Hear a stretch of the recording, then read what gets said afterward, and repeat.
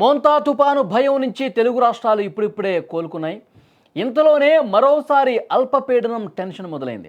రానున్న 10 రోజుల్లో మరోసారి భారీ వర్షాలు కురిసే అవకాశం ఉందని వాతావరణ శాఖ అంచనా వేస్తోంది. వాతావరణ శాఖ అంచనా ప్రకారం ఇంకోసారి భారీ వర్షాలు కురిసే అవకాశం కనిపిస్తోంది. ఈ నెల నవంబర్ 19 నాటికి దక్షిణ అండమాన్ సముద్రంలో ఒక ఉపరితల ఆవర్తనం ఏర్పడే అవకాశం ఉంది. దీని ప్రభావంతో నవంబర్ 21 కల్లా ఆగ్నేయ బంగాళాఖాతంలో అల్పపీడనం ఏర్పడుతుందని వాతావరణ శాఖ అంచనా వేస్తోంది. ఈ అల్పపీడనం కారణంగా ఈ నెల 24 నుంచి 27 వరకు తెలంగాణతో పాటు ఆంధ్రప్రదేశ్ రాష్ట్రంలో కోస్తా రాయలసీమ జిల్లాల్లో మోస్తరు నుంచి భారీ వర్షాలు కురిసే అవకాశం ఉంది. ఇక వర్షాల భయం వెంటాడుతుండగానే తెలుగు రాష్ట్రాల్లో కూడా చలి తీవ్రత రికార్డు స్థాయిలో పెరిగిపోతుంది రోజురోజుకి. ఆంధ్రప్రదేశ్ విషయానికి వస్తే ఏజెన్సీ ప్రాంతాల్లో చలి ప్రజలను వణికిస్తోంది. అల్లూరు సీతారామరాజు జిల్లాలో జీ మాడుగులలో ఈ సీజన్లోనే అత్యల్పంగా కేవలం 6 డిగ్రీల ఉష్ణోగ్రత నమోదైంది. ఏజెన్సీ ప్రాంతాలతో పాటు సాధారణ ప్రాంతాల్లో కూడా చలి విపరీతంగా పెరుగుతోంది. పార్వతీపురం మన్యం, శ్రీకాకుళం, విజయనగరం, అనకాపల్లి, విశాఖపట్నం, కాకినాడ, తూర్పుగోదావరి, ఏలూరు, ఎన్టీఆర్, కృష్ణా, కర్నూలు జిల్లాల్లో కనిష్ట ఉష్ణోగ్రతలు రికార్డు అవుతున్నాయి. చాలా జిల్లాల్లో ఉష్ణోగ్రతలు 6 నుంచి 16 డిగ్రీల మధ్య నమోదవుతున్నాయి. ఒకవైపు చలి బీభత్సంగా వణికిస్తోంది. ఇటు తెలంగాణలో కూడా రాత్రి ఉష్ణోగ్రతలు భారీగా పడిపోతున్నాయి. కొన్ని చోట్ల ఏకంగా సింగిల్ డిజిట్కు ఉష్ణోగ్రతలు చేరుకుంటున్నాయి. చాలా ప్రాంతాల్లో 12 డిగ్రీల కంటే తక్కువగా కనిష్ట ఉష్ణోగ్రతలు నమోదవుతున్నాయి. ఉత్తర తెలంగాణ జిల్లాలైన ఆదిలాబాద్, కరీంనగర్, రాజన్న సిరిసిల్ల జిల్లాల్లో అత్యంత కనిష్ట ఉష్ణోగ్రతలు నమోదవుతున్నాయి. నిర్మల్, జగిత్యాల, రాజన్న సిరిసిల్లలో 11 నుంచి 12 డిగ్రీల మధ్య ఉష్ణోగ్రతలు నమోదవుతున్నాయి. ఈ ఉష్ణోగ్రతలు సాధారణ సగటు కంటే 2 నుంచి 4 డిగ్రీలు తక్కువ పడిపోవటం ఇక్కడ విశేషం.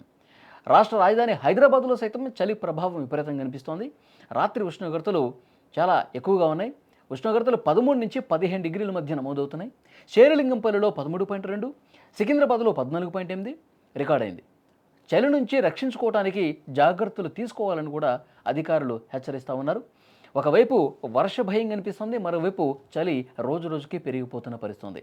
ముఖ్యంగా వర్షాలు 21వ తారీఖున అల్పపీడనం ఏర్పడే అవకాశం ఉందని చెప్పి వాతావరణ శాఖ ఏదైతే అంచనా వేసిందో ఆ అంచనా నిజమైతే గనక ఆ అంచనా 100% 21వ తారీఖు అల్పపీడనం ఏర్పడితే ఆ ప్రభావం వర్షాలు 21 నుంచి 26 వరకు ఆ అల్పపీడనం ఇంకా బలపడితే వాయుగుండంగా మారితే ఇంకా వర్షాలు 2 తెలుగు రాష్ట్రాల్లో కూడా దంచి కొట్టే అవకాశం కనిపిస్తోంది. 19వ తారీఖున ఉపరితల ఆవర్తనం ఏర్పడుతుందని చెప్పి ఒక అంచనా స్పష్టంగా వాతావరణ శాఖ అధికారులు చెప్తున్నారు. 21న అల్పపీడనం ఏర్పడితే ఆ ప్రభావంతో వర్షాలు కురిస్తే గనక ఒకవైపు విపరీతమైనటువంటి చలి, దానికి తోడు ఈ వర్షాలు తోడైతే గనక ఇంకా ఆ చల్లటి గాలులకు, చలి తీవ్రతకు జనం తీవ్రమైనటువంటి ఇబ్బందులు పడే అవకాశం కనిపిస్తుంది. ఇప్పటికే చలి తీవ్రతకు జనం బయటకు రావాలంటేనే భయపడుతున్నారు. ఉదయం 7, 8 అయితే కానీ రాలేనటువంటి పరిస్థితి ఏర్పడుతుంది. ఇక రాత్రి సమయంలో రాత్రి 8 దాటితే చలి విపరీతంగా ఉంది. సో 8 తర్వాత బయటకు రాలేకపోతున్నారు సాయంత్రం సమయంలో. ఉదయాన్నే 8 అయితే కానీ బయటకు రాలేని పరిస్థితుంది. దీనికి తోడు బీభత్సంగా వర్షాలు కురిస్తే మాత్రం ఆ ఎఫెక్ట్ 2 తెలుగు రాష్ట్రాల ప్రజల మీద చాలా తీవ్రంగా ఉంటుంది.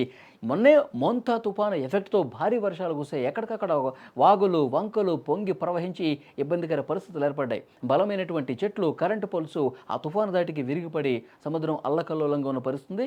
ఇంకా ఎందుకంటే చాలా ప్రాంతాల్లో కూడా లోతట్టు ప్రాంతాల్లో ఆ వాగుల్లో కొట్టుకుపోయి చాలా కుటుంబాలు తమ వాళ్ళను కోల్పోయినటువంటి పరిస్థితి ఉంది.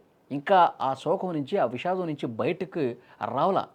మళ్ళీ ఇంకొక అల్పపీడనం, మళ్ళీ వర్షాలు బాగా పడతాయి అనే ఒక సమాచారం ఏదైతే వస్తుందో వాతావరణ శాఖ నుంచి ప్రజల్లో ఒక భయం కనిపిస్తోంది.